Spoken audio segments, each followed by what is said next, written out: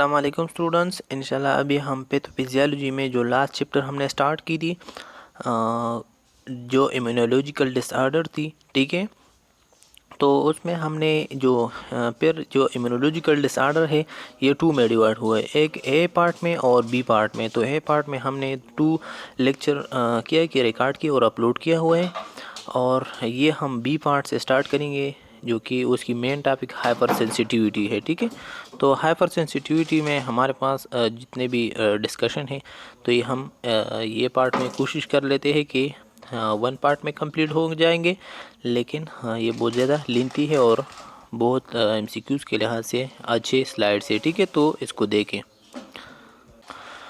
तो hyper sensitivity क्या होता है, ठीक है। ओवरव्यू यही है कि ये हमारे पास क्या है कि disease of an immune system take many form. जब आप जो डिजीज़ लगते हैं आपकी इम्यूनिटी सिस्टम को, including hyper sensitivity reaction, auto immune disorder in immunodeficiency status जो होती है, ठीक है। तो ये थ्री जो कॉमन पाथवे तो ये थ्री कॉमन पाथवे है जो कि हमारे बॉडी को क्या करा देते हैं, आप हमारे बॉडी को एग्जेजरेट कराते हैं, ज़्यादा क्या कर देते हैं, इवॉल्व कराते हैं। मतलब लेकिन यो जब हाइपर सेंसिटिविटी हो जाती है तो ये एबनॉर्मल एक्टिविटी में अपनी इम्यूनिटी प्रोडक्शन करा दे। इम्यूनिटी में कौन कौन से प्रोडक्शन करते हैं, एंटीबॉडी और ये चीज़ें ज़्यादा हो जाती है, ठीक है। तो auto immune disease are the result of failure in the immune system to recognize self-antigen, resulting in the production of antibodies that react against the normal component of cell। देखिए ऑटो इम्यूनियम डिजीज़ क्या होती है। Auto immune disease वो disease होती है जब आपके खुद इम्यूनियम सिस्टम जो होती है वो ख़राब हो जाती है और फिर एंटीजन की रिकग्निशन वो मालूमात नहीं कराते। मतलब आपकी बॉडी में आया है एंटीजन, तो आपकी बॉडी उसको मालूम नहीं कराते, उसको अंडरस्टैंड नहीं कराते कि वो एंटीजन है या नहीं है, ठीक है। तो उसकी प्रोडक्शन में मतलब ज़्यादा जो होती है एंटीबॉडी क्या करा देते हैं, बना देते हैं। उसको पता नहीं है कि ये नॉर्मल सेल हमारी बॉडी के है या कोई और बाहर से आए, वो डिफरेंशिएशन वो नहीं कराते। तो उस कंडीशन को हम ऑटो इम्यून डिजीज़ काज कराते हैं। और इम्यूनो डिफिशिएंसी जो स्टेट होते हैं तो can be heredity or acquired. तो इम्यूनो डिफिशिएंसी ये हेरिडिटी ये फादर और मदर से भी आ सकती है, और एक्वायर्ड भी मतलब लाइफ टाइम के ये अडाप्ट हो सकती है। मतलब severe combine immuno deficiency disease जो डिसऑर्डर होती है इज़ अ जेनेटिक डिसऑर्डर होती है, ठीक है। तो सिवियर जो कंबाइन इम्यूनो डिफिशिएंसी डिसऑर्डर, ठीक है।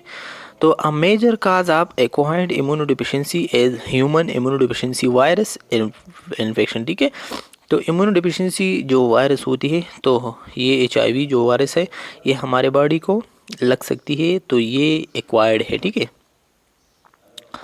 फिर हम आते हैं कि हाइपर सेंसिटिविटी क्या होता है। तो a state of exaggerated or abnormal response of an antigen with resulting injury damage to the host tissue instead of production। देखिए हाइपर सेंसिटिविटी में ये होता है कि ये ऐसा स्टेट होता है हाइपर सेंसिटिविटी का कि ये आपकी जो जब एबनॉर्मल प्रोडक्शन कर लेते हैं, ठीक है, इम्यून सिस्टम की किसके ख़िलाफ़, एंटीजन जब बॉडी में आ जाए और वो उसको क्या कि रिकॉग्नाइज हो जाती है उसको, तो फिर उसके जब ये आपके बॉडी को प्रोटेक्ट होने के लिए ज़्यादा एंटीबॉडीज़ बनाते हैं, ठीक है। तो उसको हम हाइपर सेंसिटिविटी कहते हैं। तो हाइपर मीन ज़्यादा और सेंसिटिविटी जो ज़्यादा प्रोडक्शन, मतलब जो एंटीजन के लिए तो आपके बॉडी सेंसिटिव है ना। जब आप कोई भी एंटीजन आपके बॉडी में अंदर हो जाती है तो हाइपर सेंसिटिविटी नॉर्मली जो है वो अकर होती है, लेकिन जब ज़्यादा हो जाती है तो उसको हम हाइपर सेंसिटिविटी, फिर उसकी क्या हो जाती है, मुख्तलिफ़ किस्म के टाइप्स है, ठीक है, on the basis of antigen और उसकी जो वर्किंग है। तो उसकी जो एमसीक्यूज़ के लिहाज से याद रखें कि हाइपर सेंसिटिविटी के टाइप्स जो होती है वो क्या है, 4 टाइप्स होती है, ठीक है, रिएक्शन के। तो सबसे पहले उसको हम क्या कहते हैं, टाइप 1 को एनाफाइलेक्टिक्स भी कहते हैं, और इसको हम ये जो कहते हैं तो उसको हम मतलब इमीडिएट इम्यूनिटी भी कहेंगे। ठीक है, तो ये दो एमसीक्यूज आते हैं कि इमीडिएट हाइपर सेंसिटिविटी कौन सा टाइप्स होते हैं, तो 1 होती है, और एनाफाइलेक्टिक्स ये भी वो टाइप्स 1 होती है। ठीक है, दूसरी नंबर पे आते हैं कि टाइप 2 साइटोटॉक्सिक क्या होती है, रिएक्शन होती है, और साइटोटॉक्सिन ये इसको हम एंटीबॉडी मीडिएटर भी कहते हैं। ठीक है, क्या कि एंटीबॉडी मीडिएटेड इम्यूनिटी भी कहते हैं।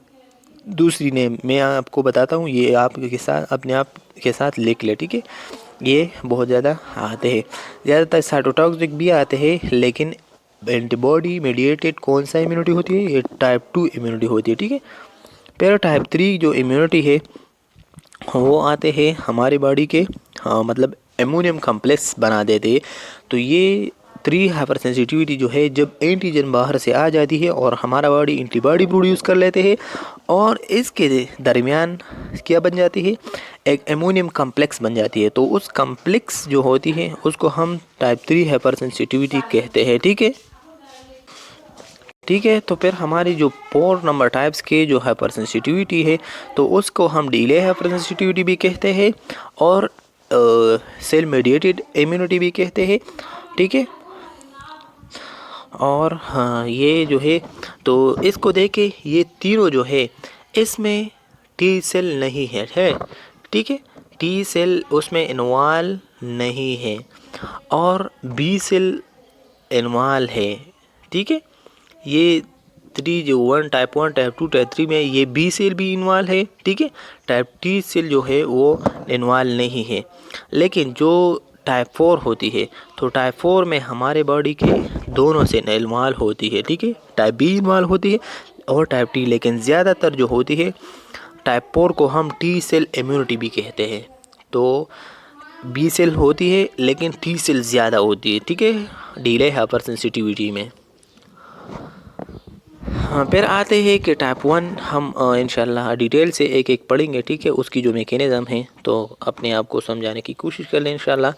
आसान चीज़ें हैं। ठीक है, कोई मुश्किल नहीं है। तो मैं वीडियो को प्रोसेस करने से पहले आप लोगों से एक छोटी सी रिक्वेस्ट करता हूँ कि आप अगर केमियो नर्सिंग लेक्चर अहमद फिर नहीं हो तो सब्सक्राइब कीजिए, लाइक कीजिए और हमें सपोर्ट दीजिए। ठीक है, तो टाइप्स 1 जो होती है उसको हम एटोपिक भी कहते हैं, एनाफाइलेक्टिक रिएक्शन भी कहते हैं। ठीक है, और it occur within minutes of exposure to antigen also known as IgE mediated या इमीडिएटेड हाइपर सेंसिटिविटी। देखिए, हमने पहले भी आपको बताया ना कि ये 3 टाइप्स का होता है। ठीक है, तो ये टाइप 1 जो है, तो ये विद इन मिनट और सेकंड्स ये रिस्पांस होती है। एग्जांपल ले ले, इसमें MCQs के लिहाज से ये याद रखें कि टाइप 1 में कौन से एंटीबॉडी जो है वो इन्वॉल्व होती है, तो IgE जो है वो इन्वॉल्व होती है, और ये ज़्यादातर एलर्जिक होती है। ठीक है, टाइप 1 एलर्जी के लिए मतलब एलर्जिक रेस्पॉन्स की वजह से जो है वो स्टार्ट होती है टाइप 1 हाइपर सेंसिटिविटी। ठीक है, और इसको मैंने पहले भी बताया कि उसको दूसरा नेम इमीडिएटेड इम्यूनिटी, मतलब जल्दी जो इम्यूनिटी होती है वो हमारे पास टाइप 1 है। ठीक है, उसकी मैकेनिज़्म कैसे होता है। ठीक है, तो मैकेनिज़्म यही है कि फर्स्ट एक्सपोजर और सेंसिटाइजेशन फेज, तो ये फर्स्ट एक्सपोजर जब हो जाती है तो ये तो बहुत ज़्यादा सेंसिटाइज होती है, आपको पता है ना। तो the antigen is taken by antigen presenting cell, मतलब एंटीजन प्रेजेंटिंग सेल कौन कौन से है, dendritic cell and macrophagic cell होती है। ठीक है, to the CD4 helper T cell, हाँ CD4 को हम हेल्पर टी सेल कहते हैं। ठीक है, cell that differentiate to helper जो 2 सेल्स होती है। ठीक है, तो इससे वो डिफ्रेंशिएट कर लेते हैं। तो टी हेल्पर जो 2 सेल्स होती है रिलीज क्या कि इंटरल्यूकिन 4 एंड 5। ठीक है, तो ये ज़्यादातर जो एनाफाइलेक्सिस रिएक्शन कराते हैं वो हमारे पास मतलब इंटरल्यूकिन 4 कराते हैं। ठीक है, ये प्रोटीन होते मीडिएटर होती है। ठीक है, तो इंटरल्यूकिन देखिए आगे सब जो है वो अच्छी तरीके से एक्सप्लेन हुआ है। तो इंटरल्यूकिन 4 जो है वो एक्टिवेट कर लेते हैं किस बी सेल्स, ठीक है, to undergo class switching or isotopes type switching, और स्विचिंग करा सकते हैं क्या कि टू प्रोड्यूस आईजीई एंटीबॉडी। तो ये याद रखें कि इंटरल्यूकिन 4 जो होती है ये हमारे पास क्या कराती कि बी सेल से कौन सा हमारे बॉडी की आईजीई जो एंटीबॉडी है वो प्रोड्यूस कर लेते हैं, ठीक है।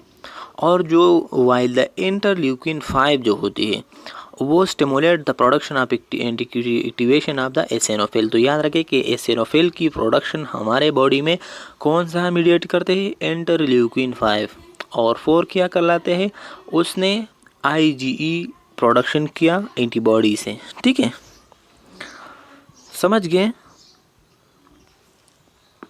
फिर mast cell in the mucosal tissue are undergo the skin have high affinity to FCE, जो क्या है कि FCE epsilon region of the immunoglobulin E, मतलब आईजीई पे एक रिसेप्टर होती है कि ये रिस्पांस कर लेते हैं, receptor which bind to IgE bind even in absence of allergens. देखिए हमारे पास जब एलर्जन हो तो ये डायरेक्टली आईजीई रिस्पांस करा देते हैं, ठीक है, लेकिन जब एलर्जन ना हो तो फिर ये एब्सेंस होती है ये रिसेप्टर और ये एंटीबॉडी। तो IgE are also called cytotopic antibody since they can bind with the cell surface। तो एट्रोपिक और या साइटोट्रोपिक यही है कि ये सेल के सरफेस पे ये बाइंड होती है, कौन सी, ये जो हाइपर सेंसिटिविटी 1 करेक्शन होती है IG की बात करा रहे हैं, ठीक है। तो IG bind the mast cell, और जब मास सेल के साथ IG बाइंड हो जाती है तो एग्जेजुरेट करा देते हैं क्या कि एलर्जिक रेस्पॉन्स। मास सेल को तो आपको पता है ना कि ये एलर्जिक सेल होती है, समझ गए, ये मैकेनिज्म है अंदर हाइपर सेंसिटिविटी 1 के, ठीक है, बहुत ज़्यादा इंपॉर्टेंट है, ठीक है, कंसेप्ट क्लियर कर लें। फिर सेकंड जो एक्सपोजर होती है एक्टिवेशन पेज होती है, बस तो सेंसिटाइज हो गया, मतलब आपको ये चीज़ें हो गई, और मेमोरी सेल और जो एंटीजन प्रेजेंटल सेल थी उसने मेमोरी कोड भी की। तो सेकंड जब एक्सपोजर हो जाती है एक्टिवेशन पेज में तो subsequent exposure to the same antigen resulting in binding of the antigen to IgE bound to mast cell. तो दूसरे दफ़ा जब आ जाते हैं तो डायरेक्टली जो है आईजीई उसको उस पे साथ प्रोड्यूस होती है और उस एंटीजन को रिकॉग्नाइज करा देते हैं, मतलब मालूम कर देते हैं। पहले तो कोड हुआ था जो सेंसिटाइज पेज था, ये सेकंड पेज है। तो सेकंड पेज जब वो दोबारा आ जाते हैं तो उसके लिए एंटीबॉडी जो आईजी है वो तैयार हुआ है और वो डायरेक्टली ट्रैप कर लेते हैं। तो 2 or more antigen required to cross link IgE antibodies causing the mast cells to degranulated and thus release several pro-inflammatory molecule called mediator which cause the allergic effect, ठीक है। तो फिर ये क्या करा देते हैं, एलर्जिक इफेक्ट स्टार्ट करते हैं, ठीक है। तो याद रहे कि ये क्या होता है कि एंटीबॉडी क्रॉस लिंक होती है, 2 या मोर एंटीजन जब आते हैं तो मतलब ज़्यादा उसके मुताबिक एंटीबॉडी भी बनते हैं, और ये प्रो इन्फ्लेमेटरी मालिक्यूल होती है, ठीक है। प्रो इन्फ्लेमेटरी मालिक्यूल कौन कौन से, मीडिएटर मतलब प्रोस्टाग्लैंडिन, हिस्टामिन और नाइट्रिक ऑक्साइड, ये सब आ जाती है और ये इन्फ्लेमेशन स्टार्ट करा देते हैं, ठीक है। फिर टाइप्स ऑफ मीडिएटर रिलीज होती है, कौन कौन से, हिस्टामिन का the vasodilation and increase the vascular permeability, swelling, redness and increase mucus secretion, runny nose हो जाती है, attach neutrophil and eosinophil, chemoattractant factor, contract smooth muscle in bronchi. देखिए हिस्टामिन का मेन फंक्शन वेसोडाइलेशन है, तो जब vasodilation हो जाती है तो उस जगह पे ज़्यादा से ज़्यादा ब्लड आ जाती है और वो जगह रेडनेस भी हो जाती है और स्वेल भी हो जाती है, समझ गए। और क्या होता है कि हिस्टामिन की वजह से म्यूकस सिक्रीशन ज़्यादा हो जाती है, ठीक है। तो रनी नोज़ हो जाती, मतलब नोज़ से जो है पानी बहना स्टार्ट हो जाती है। और न्यूट्रोपिल इस जगह और एसिनोफिल, ये is a chemo attractive factor, उस ब्रांकाई पे जो है इफेक्ट करा देते हैं और ब्रांकाई को कंट्रैक्ट करा देते हैं। तो हिस्टामिन वैसो डायलेशन करते हैं, लेकिन ब्रांकाई के साथ ये वैसो कंट्रैक्ट करा देते हैं। दूसरी जो मीडिएटर है वो प्रोस्टाग्लैंडिन है। तो cause vasodilation, contract bronchial smooth muscle and increase mucus secretion. तो ये म्यूकस सिक्रीशन में ज़्यादा जो है प्रोस्टाग्लैंडिन काम करते हैं और उसको डायलेट कराते हैं, और जो ब्रोंकियल स्मूथ मसल है उसको कंट्रैक्ट करा देते हैं, और म्यूकस सिक्रीशन जो है वो ज़्यादा करा देते हैं। फिर हमारे पास ल्यूकोट्राइन है। तो leukotriene cause bronchial spasm and attach more immune cell, ठीक है। तो ये भी ब्रोंकियल के साथ जो है वो कंट्रैक्शन वगैरह ये चीज़ें इन्वॉल्व करा देते हैं। और क्या है कि इसके साथ जो है प्रोटीएज वगैरह एक cause tissue damage due to protein breakdown. तो प्रोटीएज भी एक एंजाइम है जो कि टिश्यू की ब्रेकडाउन के लिए सेल के अंदर हो जाती है और प्रोटीन की ब्रेकडाउन स्टार्ट करा देते हैं। तो मीडिएटर इन्वॉल्व होती है प्राइमरी इन्फ्लेमेटरी मीडिएटर में सबसे पहले हिस्टामिन, जो कि वेस्कुलर परमेबिलिटी ज़्यादा हो जाती है और स्मूथ मसल कंट्रैक्शन हो जाती है, समझ गए, ठीक है। फिर हमारे पास दूसरा जो है सीरोटोनिन है। सीरोटोनिन न्यूरो ट्रांसमीटर है, ठीक है, स्मूथ मसल कंट्रैक्शन के। और EC जो F है ये भी हमारे पास एक एसिनोफिल कीमोट्रिक्टिव फैक्टर है जो कि एनाफिलैक्सिस काज करा देते हैं, ठीक है, मतलब एलर्जिक रिस्पांस काज करते हैं इनकाज कीमोट्रिक्टिस, ठीक है। तो कीमोट्रिक्टिस भी आपको पता है कि एक रिस्पांस है, ठीक है, इन्फ्लेमेटरी मीडिएटर को रिलीज़ करने के लिए। फिर जो न्यूट्रोफिल है, न्यूट्रोफिल, ठीक है, तो NCF जो होते तो न्यूट्रोफिल कीमोट्रिक्टिव फैक्टर आप एनाफिलैक्सिस काज द न्यूट्रोफिल कीमोट्रिक्टिव, ये न्यूट्रोफिल को भी इवॉल्व करा देते हैं, मतलब सिक्रीट करते हैं। प्रोटीएज जो होती है म्यूकस सिक्रीशन ज़्यादा कराते हैं। कनेक्टिव टिश्यू जो डिग्रेडेशन होती है बाय ब्रेकडाउन प्रोटीन करा देते हैं protease.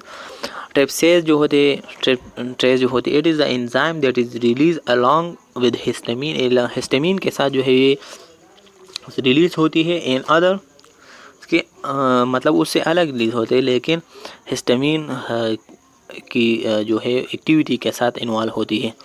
And other chemical from mast cell when they are activated is a hypersensitivity response. Serum tryptase concentration severe as a marker of the mast cells activation, ठीक है, और फिर ये mast cell की activation भी कराते हैं। तो हेपरिन जो होती है ये भी हमारे पास इनिशिएट ब्रेडिकाइनिन प्रोडक्शन क्या कर लेते हैं कि काज वेस स्वेलिंग एनाफिलैक्सिस कराते हैं, मतलब ये पेन और इन्फ्लेमेशन में क्या कि कमी आ जाती है हेपरिन की वजह से।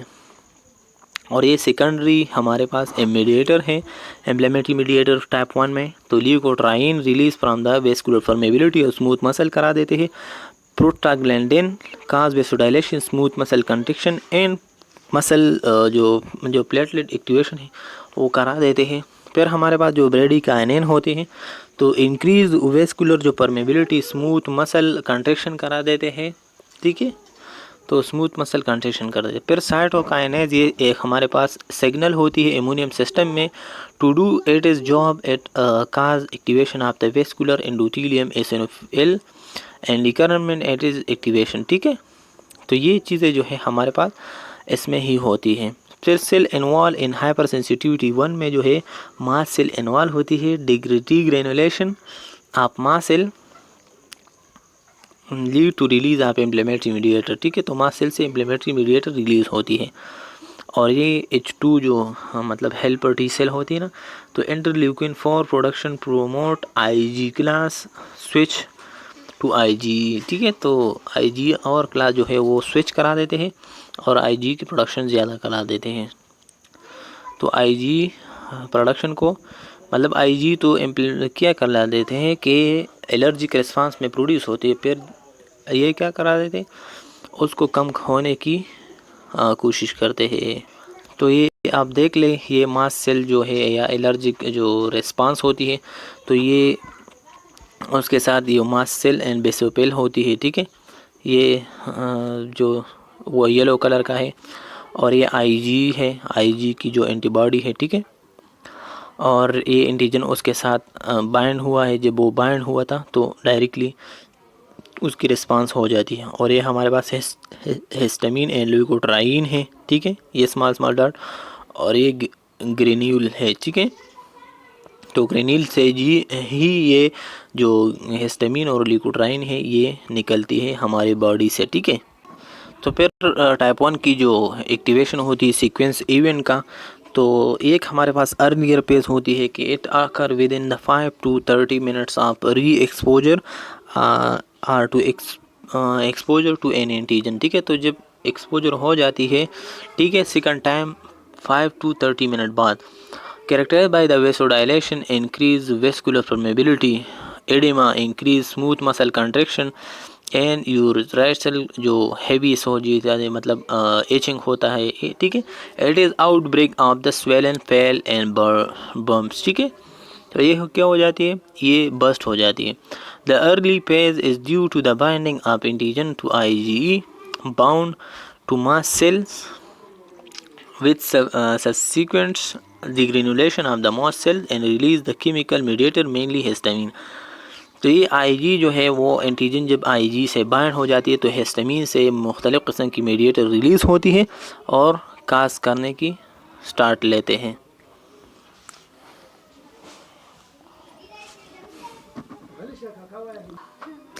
ठीक है, फिर हमारे पास सेकंड जो लेट फेज होती है ना, तो it occur 24 to 48 hour after री एक्सपोजर।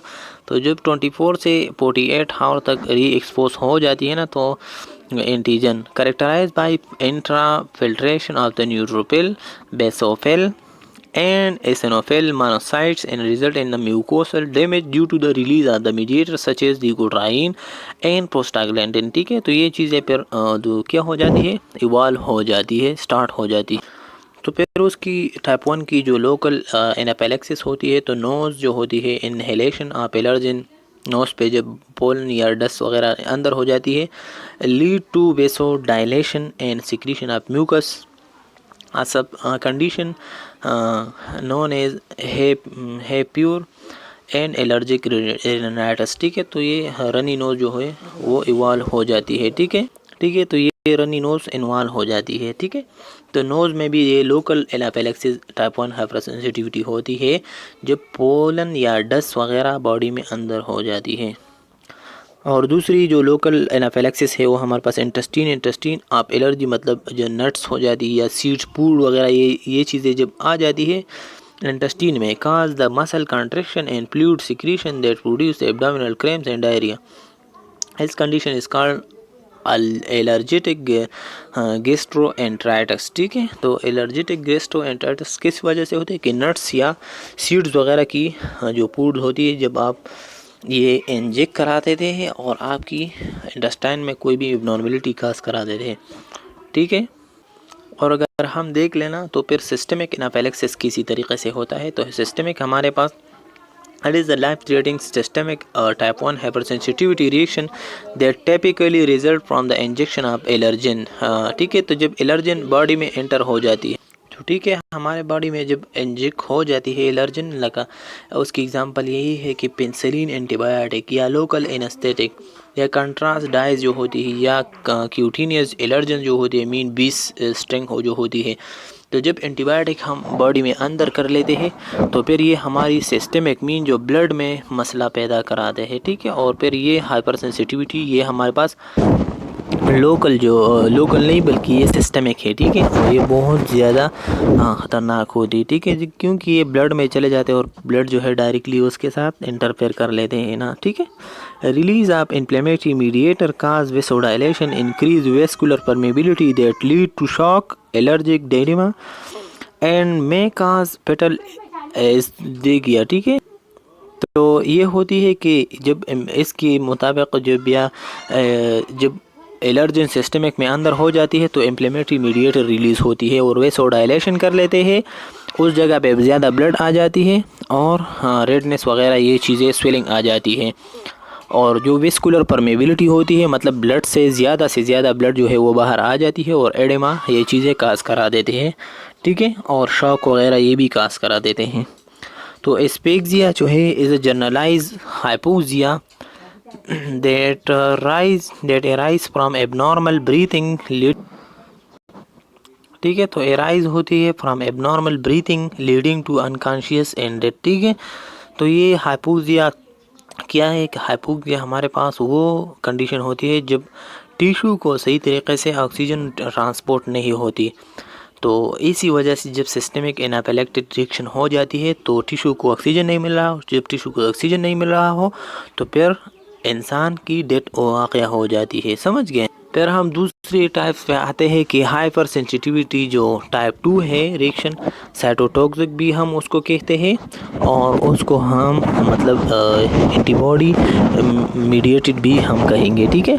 तो ओवरव्यू इसकी यही है कि जनरल मैकेनिज़्म टाइप 2 के कौन से होते किसी तरीके से होती है। तो एंटीबॉडी IgE और IgM ये दोनों सेकंड टाइप्स में इन्वॉल्व होती है। तो MCQ के लिए याद रखें कि IgG और IgM दोनों इन्वॉल्व होती है टाइप 2 हाइपर सेंसिटिविटी में। Are directed against targeted antigen on cell or in extracellular matrix, ठीक है। तो ये एक्स्ट्रा सेलुलर मैट्रिक्स में ये एंटीजन जब प्रेजेंट होती है तो डायरेक्टली उसके अगेंस्ट किल कराने की कोशिश करते हैं। द टारगेट एंटीजन में बी एंडोजीनियस, तो ये टारगेटेड जो एंटीजन है ये बॉडी के अंदर भी हो सकती है। For example normal cell recognize by the immune system in as a foreign. तो जब आपकी इम्यूनिटी की हाइपर हो जाती है, मतलब ऑटो इम्यूनिटी बन जाती है, तो आपकी बॉडी की जो खुद अपनी सेल होती है तो वो सेल अपनी सेल्स को क्या करा देते हैं, रिकॉग्नाइज करा देते हैं एज अ फॉरेन बॉडी के, और उसकी किल करने की स्टार्ट लेते हैं, ठीक है।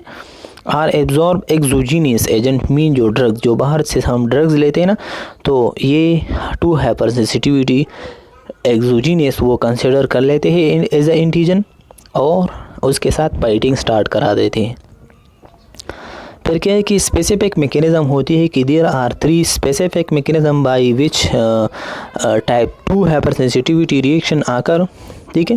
तो 3 मैकेनिज़्म याद रखें MCQs के लिए कि एक हमारे पास कंप्लीमेंट डिपेंडेंट रिएक्शन होती है, एक हमारे पास antibody dependent cell mediated cytotoxic reaction होती है, साइटोटॉक्सिसिटी, ठीक है, और एंटीबॉडी मीडिएटेड जो सेलुलर डिस्फंक्शन होती है, ठीक है। तो ये 3 मैकेनिज़्म है स्पेसिफिक। एक होती है complement dependent reaction. Complement system आपको पता है, लेकिन इसके मैकेनिज़्म को देख लो तो अच्छा आपको समझ आ जाएगा। तो antibody react with cell surface antigen, तो एंटीबॉडी जो सेल के सरफेस पे एंटीजन आ जाए तो डायरेक्टली उसके साथ रिएक्ट होती है, leading to activation of complement system that cause the direct lysis of antigen antibody complex and containing the cell, ठीक है। तो सेल के ऊपर एंटीजन रिप्रेजेंट होती है तो डायरेक्टली एंटीबॉडी प्रोड्यूस हो जाती है, और उसकी क्या करा देते हैं, उसकी इनएक्टिवेशन की प्रोसेस स्टार्ट कर लेती है जो एंटीजन एंटीबॉडी कम्प्लेक्स बना हुआ है। तो ये हमारे पास हाइपर सेंसिटिविटी जो 2 टाइप्स है, ठीक है। The complement protein can also promote phagocytosis, जो प्रेगोसाइटोसिस को और एनहांस कराते हैं। तो उसके लिए हमने एक टर्मिनोलॉजी यूज़ की थी, ऑप्सोमनाइजेशन हो जाती है, ठीक है, of the antigen by providing opsonization, और उसकी ऑप्सोमनाइजेशन हो जाती है और उस एंटीजन को किल करा देती है, ठीक है। तो उसकी जो एग्जांपल है रिएक्शन टू पेनिसिलिन, तो पेनिसिलिन हमारे पास एक एंटीबायोटिक है, ठीक है, और ये हमारे पास ब्रॉड एंटीबायोटिक है और बायोसाइडल है, ठीक है। ये किल करा देते हैं हर कोई, मतलब ये बैक्टीरिया के लिए हम यूज़ करते हैं। तो the drugs can bind to red blood cell causing them to be recognise as a foreign antigen. तो ये जब हम ले लेते हैं, ठीक है, तो जब आपका इम्यूनिटी ठीक ना हो तो ये जो नॉर्मल RBCs है तो वो ये as a foreign body consider कर लेते हैं और उस RBCs पे ये पेनिसिलिन अटैक कर लेते हैं, ठीक है, ड्रग्स। तो IgG IgM antibody bind to these antigen to form an complex that activate complement system to eliminate cell presenting foreign antigen। तो जो रिप्रेजेंट हुआ था RBCs के ऊपर, जो रिप्रेजेंट हुआ था कि ये फॉरेन एंटीजन है, ठीक है। तो ये दो एंटीबॉडी IgG IgM दोनों उसको किल करने की कोशिश करते हैं, समझ गए ये। इस फिर दूसरी जो एग्जांपल है कंप्लीमेंट डिपेंडेंट की, तो ट्रांसफ्यूजन रिएक्शन की होती है कि RBCs from an incompatible incompatible donor are destroyed by the antibodies normally present within the recipients, ठीक है। तो नॉर्मली रेसिपिएंट्स के ब्लड RBCs के ऊपर एक अपनी एंटीजन जो है और एंटीबॉडी भी प्रेजेंट होती है, ठीक है। Such antibody are directed against blood groups again antigen presenting on the cell membrane of the RBC। तो RBCs के ऊपर अपने अपने एंटीजन मतलब टारगेटेड एंटीजन प्रेजेंट होती है या एंटीबॉडी प्रेजेंट होती है। तो जब उसमें कोई भी फॉरेन बॉडी आ जाती है ना, तो क्या हो जाती है, ये किल करने की कोशिश करा देते हैं, ठीक है। तो ये हमारे पास ये आप देख ले कि ये नॉर्मल क्या है, नॉर्मल टारगेट सेल है और इसके ऊपर जो है अपने अपनी जो है एंटीबॉडी और एंटीजन होती है, ठीक है। तो हर कोई एंटीबॉडी के लिए अपनी एंटीजन होती है ना। तो कम्प्लीमेंट सिस्टम ये होती है कि ये C59 और जो C14 24 जो 23 जो होती है, और ये रिसेप्टर है मुख्तलिफ़ किस्म के नेम्स है, ठीक है। तो आपने याद करना है, सिर्फ ये जनरल आपने कंसेप्ट क्लियर करना है कि टारगेटेड RBC है ये हमारे पास, तो उसके ऊपर जो है अपनी अपनी एंटीबॉडी के लिए मतलब एंटीजन के लिए एंटीबॉडी होती है। तो मैक्रोफेज क्या करा देते हैं, मैक्रोफेज आ जाते हैं और ये हमारे पास मेम्ब्रेन अटैच होती है, कम्प्लेक्स सिस्टम तो पहले से बना हुआ है, ठीक है। ये एंटीबॉडी एंटीजन कम्प्लेक्स बना हुआ है।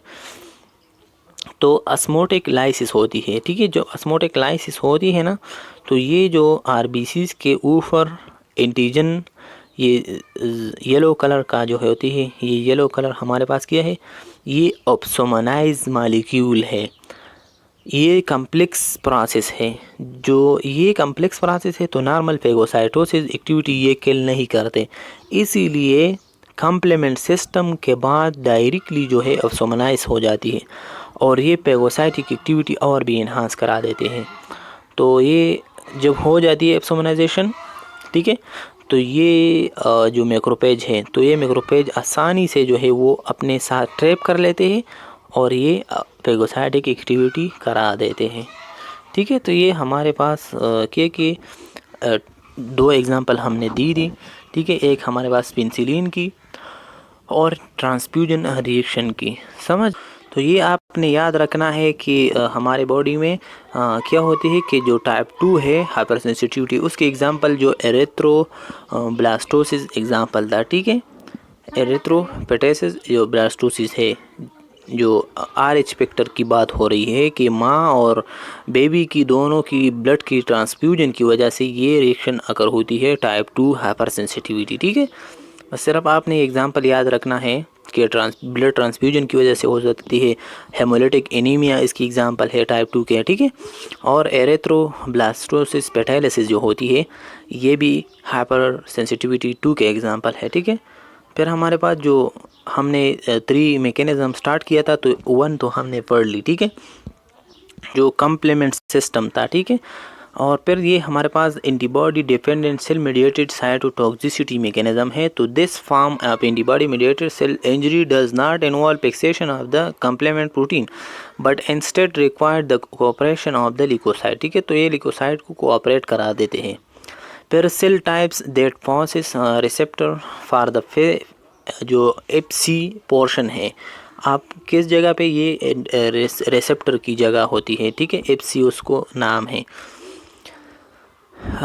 IgG का, ठीक है। सच जो न्यूट्रोफिल है eosinophil macrophage is a natural killer cell जो होती है mediated the destruction of antigen antibody complex containing the targeted cell cellular lysis and process without phagocytosis. ठीक है, तो मैकेनिज्म एंटीबॉडी डिपेंडेंट यही होती है कि जब पर्जन बॉडी आई है या अंदर इंडोजीनियस है या एक्सोजीनियस है, दोनों को डायरेक्टली एंटीबॉडी एंटीजन कॉम्प्लेक्स बना देती है और सेल को लाइज करा देती है।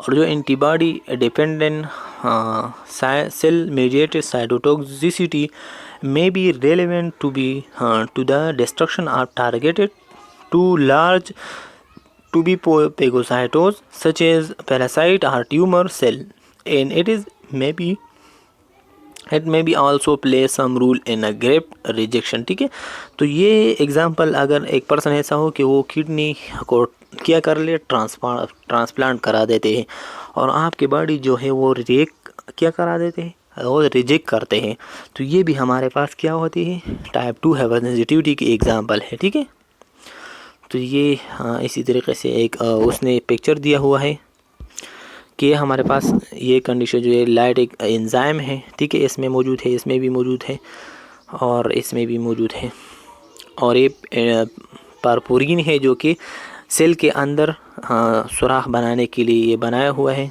फिर जो ट्यूमर नेक्रोसिस फैक्टर है, तो ये भी हमारे पास नेचुरल किलर सेल प्रोड्यूस कर लेते हैं ताकि सेल को क्या करा देते हैं, डैमेज कराएं।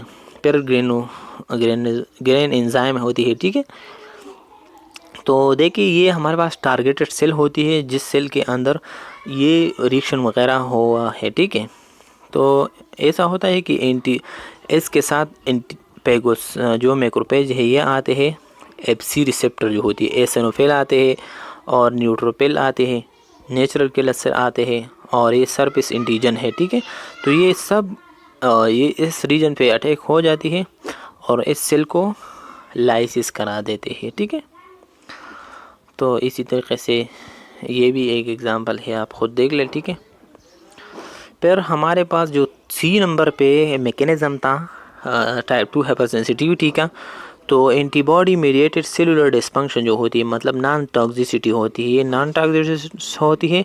Similarly the types 2 hypersensitivity also cause is the type 5 hypersensitivity. देखिए ये हमारे पास बेसिकली जो है 5 हाइपरसेंसिटिविटी होती है। एक 5 जो होती है, 5 नंबर टाइप्स ऑफ हाइपरसेंसिटिविटी को हम स्टिमुलेटरी हाइपरसेंसिटिविटी कहेंगे। ठीक है, तो ये ज़्यादातर कंसिडर नहीं करा सकते, लेकिन फिर भी ये उसने जो है कंसिडर होना लाजमी है। Mechanism antibodies form against cell surface receptor impair or dysregulated cell function without causing cell injury. ठीक है, तो ये विदाउट काजिंग जो है वो सेल इंजरी करा देते हैं। मे स्टिमुलेट और इनहिबिट सेलुलर फंक्शन, तो ये सेलुलर फंक्शन को इनहिबिट करा सकते हैं क्योंकि ये स्टिमुलस होती है। ठीक है, तो एग्जांपल उस पर करा देते हैं, फिर आपको समझ आ जाएगा।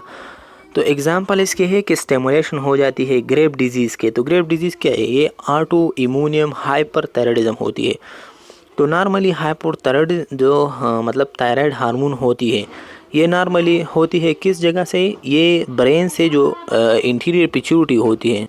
तो इंटीरियर पिट्यूटरी से टीसिस जो होती है ये आते हैं स्टिमुलस और थायराइड पे एक्ट कर लेते हैं और थायराइड हार्मोन रिलीज़ कराते हैं। लेकिन ऐसा होता है कि ये जो ब्रेन से नॉर्मली सिग्नल आया था थायराइड पे, वो सिग्नल ब्लॉक हो जाती है, और जब ये ब्लॉक होती है ना, तो फिर क्या होती है, थायराइड हार्मोन की प्रोडक्शन नहीं होती। जब थायराइड हार्मोन की प्रोडक्शन नहीं होती तो ये तो ब्लॉक होती है, लेकिन इसके हमशक्ल जो है हमारा बॉडी खुद एक स्टिमुलस तैयार कर देते हैं, उसको हम ऑटो स्टिमुलस कहते हैं, जो बॉडी तैयार करते हैं। तो जो नॉर्मल ब्रेन इंटीरियर पिट्यूटरी से जो है वो स्टिमुलस आता था, वो ब्लॉक हो जाती है, और जो आपकी खुद की ऑटो स्टिमुलेटरी इम्पल्स था, स्टिमुलस था, वो आपकी थायराइड को स्टिमुलेट कर देते हैं। और थायराइड को सिर्फ स्टिमुलस चाहिए होती है, वो ये नहीं देखती है कि ये स्टिमुलस किसी और बाहर से है या अंदर से है या कोई भी, लेकिन उसको टीएसएच की जो स्टिमुलस है वो होनी चाहिए। तो क्या होती है कि ये आपकी हाइपरथायराइडिज्म हो जाती है। ठीक है, तो ये इसी तरीके से होती है, समझ गए कि जो देखें ये इसी तरीके से होती है। Is due to the production of the autoantibody, ठीक है, दैट स्टिमुलेट द थायराइड, ठीक है, stimulate the thyroid stimulating hormone receptor in resulting in the hyperthyroidism. तो नॉर्मली टीसिज जो होती है वो ब्रेन से रिलीज़ होता था, किस जगह से, एंटीरियर पिट्यूटरी से, और वो एक करता था डायरेक्टली ग्लैंड पे, ठीक है, जो थायराइड ग्लैंड है, ठीक है, जो थायराइड ग्लैंड है। तो अभी नॉर्मली जो है ये स्टिमुलस ब्लॉक हो गया और इसके हम शक्ल ऑटो क्या है कि ऑटो एंटीबॉडी बन गया। एंटीबॉडी मीन ACT6 की तरह एक कॉपी बन गया और वो कॉपी ये थायराइड को स्टिमुलेट करते हैं और नॉर्मल रेंज से ज़्यादा स्टिमुलेट करते हैं। जब ज़्यादा स्टिमुलेट करते हैं तो इसकी थायराइड की हार्मोन ज़्यादा प्रोडक्शन होगी, तो इसी वजह से हाइपरथायराइडिज्म रिएक्शन अकर होते हैं। समझ गए स्टूडेंट्स? तो ठीक है, ये हमने जो है टाइप 1 और टाइप 2 हाइपर सेंसिटिविटी कंप्लीट किया और इंशाल्लाह दूसरी जो हमारी पार्ट्स होती है इसमें हम कवर करेंगे इसकी जो हाइपर सेंसिटिविटी 3 और 4 ये कंप्लीट करेंगे और पैथोफिजियोलॉजी की जो कोर्स होती है उसकी सीरीज़ इंशाल्लाह अज़ीज़ ये कंप्लीट हो जाएंगी। ठीक है, तो आप अगर के मिनट से लेक्चर अहमद पे नहीं हो तो सब्सक्राइब कीजिए, लाइक कीजिए और हमें सपोर्ट